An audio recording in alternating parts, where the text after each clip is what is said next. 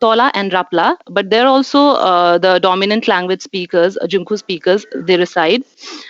So, Byasi, Dharma, and Chaudasi, the West Himalayan Tibeto-Burman languages, these three languages are actually spoken by an indigenous tribe called Rang, who reside both on the Indian and the Nepalese side. That is why these languages are also known as Ranglo, or some people refer to these languages as Rangboli. So, we don't need to be confused about the terminologies. The ethnologue has listed Byasi under 6B, threatened category, and it also mentions Tinkerlo and Kutilo being the varieties of Byasi. The previous work done on Byasi, like whatever sketch grammars are available, like by D.D. Sharma, Sunuram Sharma, they've worked only on the dominant variety, Jungku. During my MPhil, I worked on Tinkerlo also. I wrote a short grammatical sketch. But however, all these works, including my own work, do not provide a detailed account of TAM. That is why I wanted to work on it in my PhD.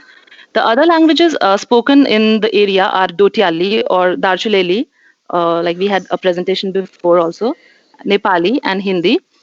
Now, talking about the socio-linguistic situation right now, or like the endangerment situation of Tinkerlo, I would say that it is rather more endangered within its own vicinity, because the speakers are actually they grow up speaking two languages, their own mother tongue and their mother's mother tongue, and the which is actually like in most of the families, Junkulo mothers, like native speakers are there. So in many of the families, they've stopped speaking Tinkerlo at home, and they converse in Junkulo. And apart from that, Hindi is also having a great influence on the children as they watch TV, and even their mothers speak to them in Hindi. That is why Tinkerlo is in quite an endangered state, and the people of old age are also very few in number. Now, this is the map showing Tinkar in Darchula district, and this is the ethnologue which shows Byasi language in Western Nepal. You can see it here at number 1. Excuse me. Now, the objective is to identify the grammatical markers of tense aspect in mood in Tinkerlo, and for this, I used the interview method. I used 3 questionnaires, Ostendal's TMA questionnaire primarily, and then there was this modal questionnaire for cross-linguistic used by Van der Clock, and I devised a questionnaire based on my readings, and also being a native speaker, I had observed some gaps in these cross-linguistic questionnaires. So I made context-specific questionnaire. Now, to begin with, Tinkerlo is an SOV language, and the verbs are inflected for the following features: that is, agreement, tense, aspect, and mood. Uh, Actually, Byasi is a pronominalized language. That is, it it has person and number suffixes. So here we see what are the morphemes used in Tinkerlo. So in table 1, sorry, in table 1 we see that these are the default agreement markers across all tenses. First person singular is a, plural is u. Second person singular is nu. Second person plural is ni. Whereas the third person is 0 marked. However, in past tense, the third person gets the third person in a transitive conjugation is marked with e, and this we'll see later when we discuss past tense. Now, coming to tense. Tense is a deictic element that locates situations in time, usually with reference to now time. It is viewed as a grammaticalized representation of location in time with regard to an event, typically taken as a point of departure, the present moment of speech. This is the definition given by Comrie, 1985. So, in Tinkerlo, If we talk about uh, the time when the event happened and the speech of utterance. On this basis, there are two tenses, past and non-past. Both of these are encoded morphologically in the language.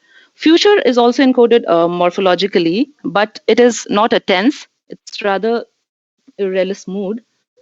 So, in the past tense, the verb structure is first there comes the verb root, then we have agreement and past. So, this past tense morpheme coming after the agreement marker, agreement morpheme, is quite, it is not,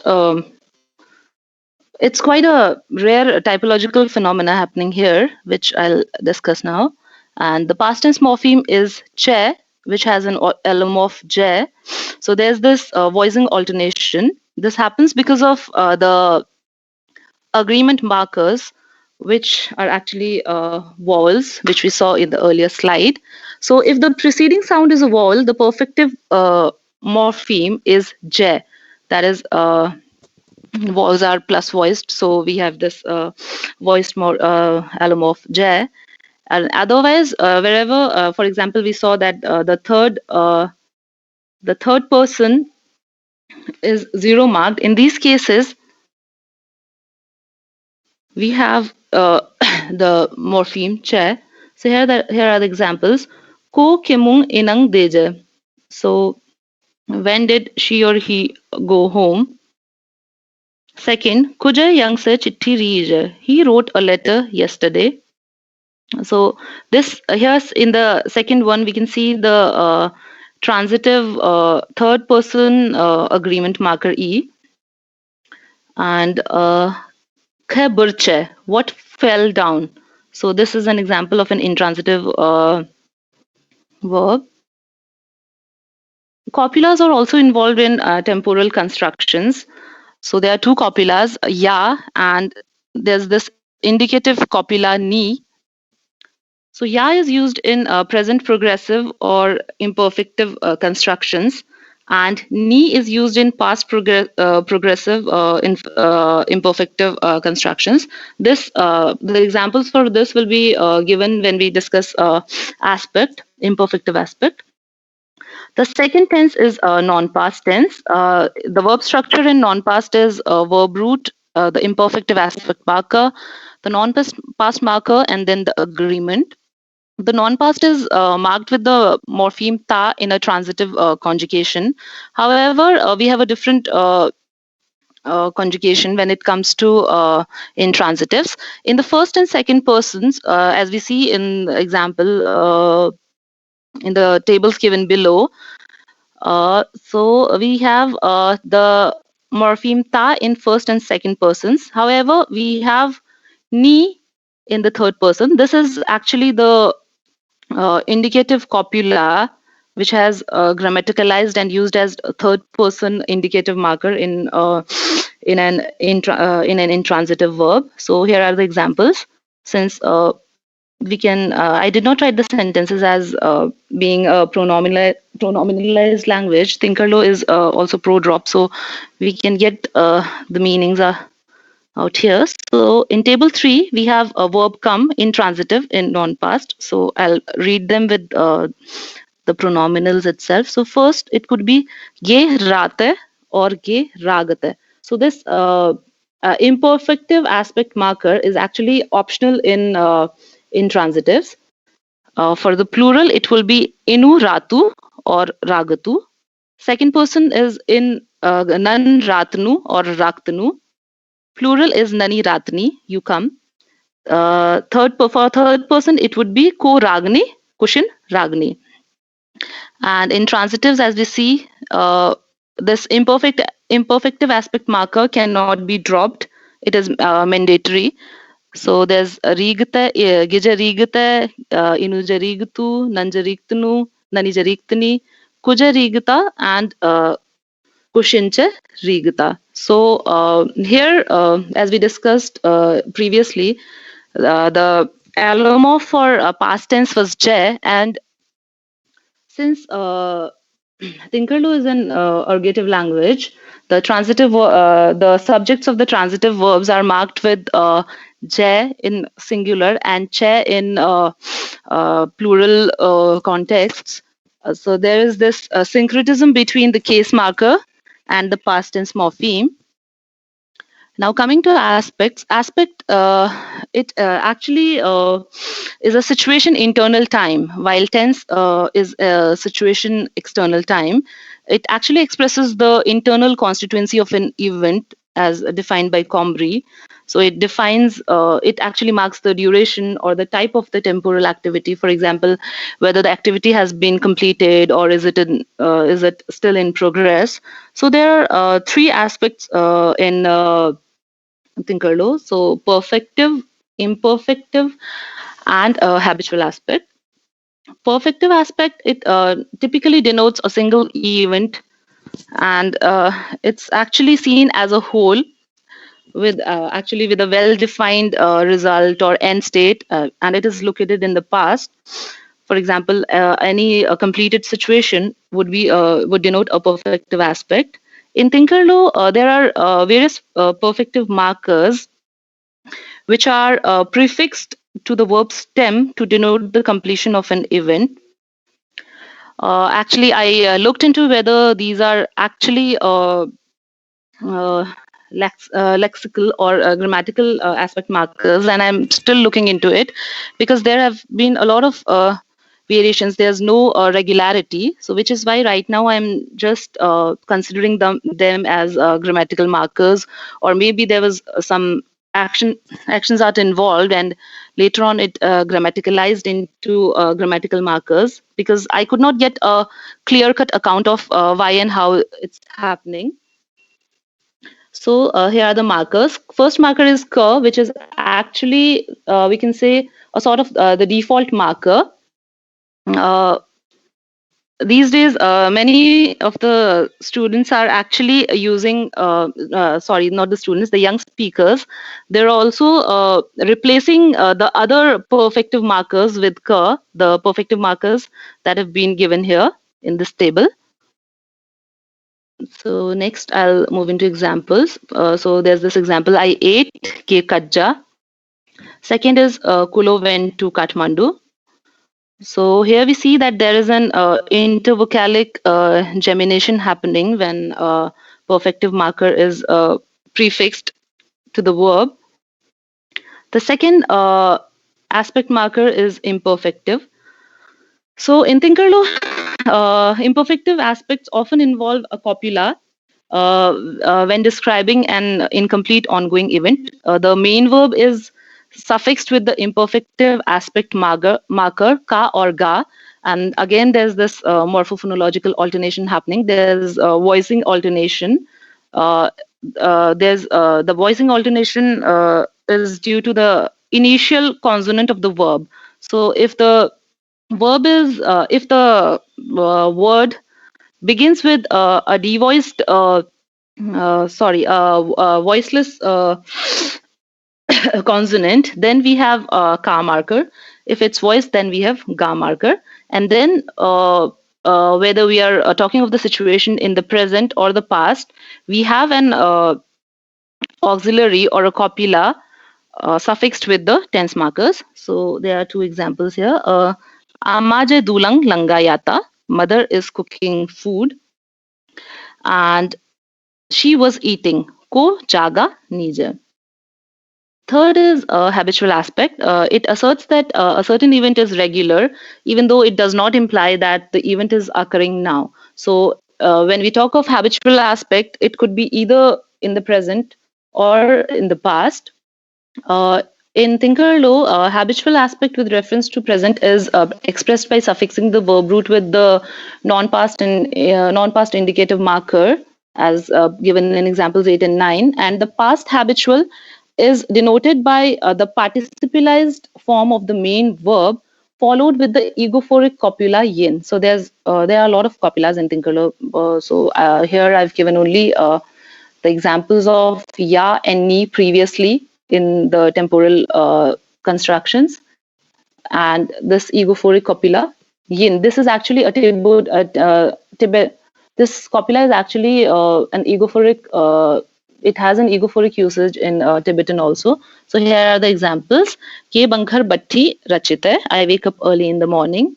Ye ragyari fershi dete. Oh, sorry, the gloss isn't here. I go for a walk every day. 10th is Ge Bankhar Batti Rachida Yinge. So I used to wake up early in the morning. 11th is Ko Nyangro Pershi De the Yin. She used to go for a walk in the evening. Now coming to mood, Palmer has pointed out that cross-linguistically mood manifests in verbal morphology, whereas modality is analytic and periphrastic. And according to Payne, mood describes the speaker's attitude towards a situation, including the speaker's belief in its reality or likelihood. Modality codes the speaker's attitude towards the proposition periphrastically. So in this presentation, I'm discussing only the moods attested in Tinkerlow. Tinkerlow has a realist and irrealist distinction. The realist mood, when we talk about realist, we have indicative mood in Tinkerlow. It is the basic form of moods and represents the content of statement as a fact, denoting what really exists, the predictable, and what is about to happen. The non-past morpheme is used to present direct factual statements or statements of actuality or strong probability, or we could say that the morphemes pa and ni, which we talked about in non-past, are actually portmanteau morphemes indicating both the tense and the both the non-past tense and the indicative mood. So here are the examples. Example number 12 is Ni Jernam Jarkni, the sun rises in the east. 13th, he writes letters. For example, there was this sentence was in Dahl's questionnaire too. So you ask a question to the informant. For example, he's recently got a job of writing letters, and you ask him, "What does your brother do? Like what work does he do?" Then the answer, actually, which is actually a fact, is he writes letters. So we get Kuja Chitti Rigta. We get the sorry, excuse me. We get the third indicative non-past indicative marker ta. Second is irrealist mood. It refers to the situations that have not yet happened, like when we are talking about future, or like any act or state of being which is not a fact yet. It could be any prediction also. So, Nanja Chitti Riyanu, you will write a letter. You're talking about sometime later or future. Ko khura kajada niya. You're guessing that someone might have eaten the buckwheat chapati that you have in your area. The person would have eaten it beforehand also. So here this ya is not just denoting, actually we could have said, I could have said on the basis of the the statements that I had in Dal's questionnaire, that ya is the future marker, future tense marker, but the contradictory statements, like when you're guessing, when you're predicting, that you're not talking here in this example number 15, we're not talking about future, but rather you're talking about something in the present moment, but at the same time you're assuming that he might have eaten buckwheat chapati before. So in this sense, future is not a tense, rather a modal category, rather a mood, irrealist mood in Tinkerlow. Third type of mood is conditional mood. So it expresses a proposition dependent on some condition. It's the verb root is suffixed with nang for conditional mood. For example, if you go to the market, call me to bazar de nang. De is go, nang is the conditional marker, and then keri kalche, like call me to. If it rains, I will not go to the market. Ge nam ranang bazar mudik. So this is again one more example. Now the fourth mood, the type of mood is the imperative mood. Imperative mood is either zero marked, is either a zero marker, or it is marked with a suffix or that follows the mood marker. I skipped that follows the indicative, that follows the realist or the irrealist mood marker. For example, in example number 19, we're talking about something in the present. You're commanding someone to bring your book right now. So here we have this non-past the followed by the suffix, imperative marker or ne libin rato, bring your book. However, in 18th, we see there we have the go. We have zero marked suffix, zero marked imperative mood here in the, and then again we have gunyo. We are saying go get lost. We are asking that the hearer, the second person to actually get lost, and that activity is yet to happen. So we have this irrealist mood marker followed by the imperative marker. And for as a like prohibitive or a negative imperative, we can actually prefix the verb with the negative prefix ma. So here's then actually, so there are four types of moods are tested, and so looking into the findings, and as per what DNS Bhatt says, he talks about the prominence of tense aspect and mood. Tinkerlo is a mood prominent language. Thank you. Thank you, Benika ji. Yes, here's the references. Thank you.